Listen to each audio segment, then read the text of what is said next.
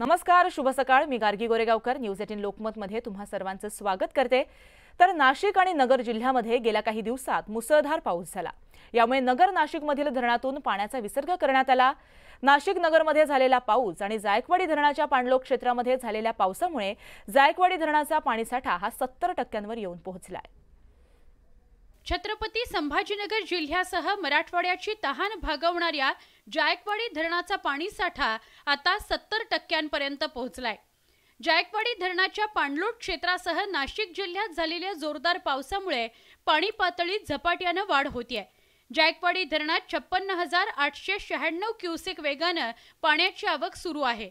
त्याचबरोबर जिल्ह्यातही गेल्या काही दिवसांमध्ये झालेल्या जोरदार पावसामुळे 44 प्रकल्पातील पाणीसाठा हा 50% वर गेल्याने शेतकऱ्यांना सिंचनाकरता याचा मोठ्या प्रमाणात फायदा होणार आहे। गेल्या वर्षी ऑगस्ट मध्ये याच वेळी जायकवाडी धरणात 54% पाणीसाठा होता, तर यंदा हा पाणीसाठा 70%च्या वर पोहोचलाय। पावसाचे अजून काही दिवस शिल्लक आहेत, त्यामुळे या साठ्यात वाढ होण्याची अपेक्षा आहे।